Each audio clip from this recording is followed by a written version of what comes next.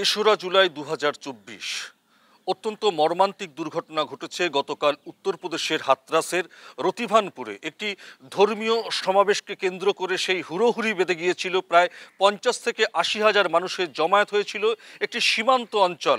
সেই জায়গায় কিন্তু ভোলে বাবার যারা ভক্ত তারা একটা তথাকথিত সৎসঙ্গ নামে একটি সমাবেশে তারা জমায়েত হয়েছিলেন।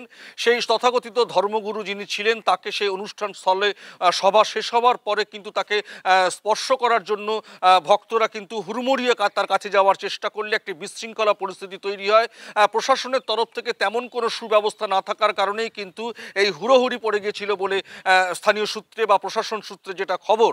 সেক্ষেত্রে কিন্তু গতকাল প্রথম পর্যায়ে ২৭ জন, সন্ধ্যের পরে কিন্তু ৮৭ জন, এবং এখনো পর্যন্ত ভারতীয় সময় সকাল এখন ৮টা বেজে গেছে। সেই জায়গায় সরকারিভাবে কিন্তু জানানো হয়েছে প্রায় শতাধিক, প্রায় ১১৭ জন মানুষ কিন্তু একেবারে মৃত, তার মধ্যে শিশু এবং মহিলার সংখ্যাটাই কিন্তু অত্যন্ত বেশি। গতকালের এই দুর্ঘটনার কেন্দ্র করে কিন্তু সংসদে কিন্তু প্রধানমন্ত্রী সমবেদনা জ্ঞাপন করেন এবং প্রধানমন্ত্রীর দপ্তর থেকে কিন্তু জানানো হয়েছে মৃত ব্যক্তিদের ২ লক্ষ টাকা এবং আহত ব্যক্তিদের কিন্তু ৫০,০০০ টাকা করে ক্ষতিপূরণ দেওয়া হবে। পাশাপাশি উত্তরপ্রদেশের মুখ্যমন্ত্রী যোগী আদিত্যনাথের তরফেও কিন্তু ২ লক্ষ টাকা করে মৃত পরিবারকে ক্ষতিপূরণ এবং ৫০,০০০ টাকা করে আহত ব্যক্তিদের ক্ষতিপূরণ দেওয়ার কথা ঘোষণা করা হয়েছে। এই ভয়াবহ দুর্ঘটনার কারণে কিন্তু সমবেদনা জ্ঞাপন করেছেন রাষ্ট্রপতি দ্রৌপদী মুর্মু, প্রধানমন্ত্রী নরেন্দ্র মোদী, যোগী আদিত্যনাথ এবং পাশাপাশি রাজ্যের মুখ্যমন্ত্রী মমতা বন্দ্যোপাধ্যায়ও কিন্তু এক্স হ্যান্ডেলে তার সমবেদনাকে জ্ঞাপন করেছেন।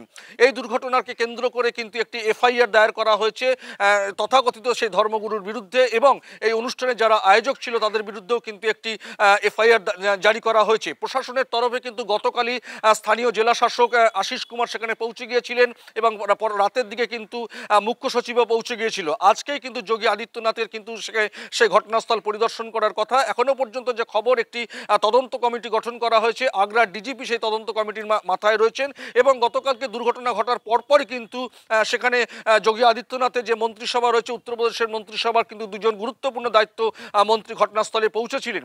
স্থানীয় মানুষের বক্তব্য কিন্তু এই ঘটনার কিন্তু দায় চাপিয়েছে প্রশাসনের ওপরে। প্রশাসন যদি আর একটু নজর দিত, এই যে ভিড়ভাড়টা হবে জেনেও কিন্তু তারা সেটা তথাকথিত কিন্তু প্রশাসনের তরফে কিন্তু লোকেরা ছিলেন না, সে কারণে কিন্তু এই দুর্ঘটনা ঘটেছে। কিন্তু আবার আরেকটি পক্ষ বলছে এই জমায়েতের যারা আয়োজন করেছিল তাদের কিন্তু গাফিলতির কারণেই এই পরিস্থিতি তৈরি হয়, কেননা সভাস্থল শেষ হওয়ার পরে কিন্তু ধর্মগুরুকে যারা স্পর্শ করার জন্য ছুটে গিয়েছিলেন, হুড়োহুড়ি বেঁধে গিয়েছিল, সেখানে কিন্তু তাদের ক্যাপাসিটি ছিল না সেটাকে কন্ট্রোল করার মতন। স্বাভাবিকভাবে একটা বিশৃঙ্খলার পরিস্থিতির কারণেই এই মর্মান্তিক দুর্ঘটনা ঘটেছে। এখন দেখার এই তদন্তর গতি প্রকৃতি কোন দিকে যায়।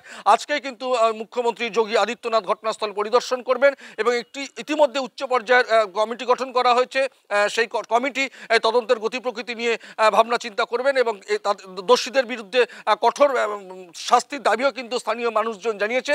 এখন তদন্ত কোন দিকে এগোয় সেটা আমরা দেখতে থাকবো। পরমাশিস ঘোষ রায়, RTV ইন্টারন্যাশনাল, কলকাতা।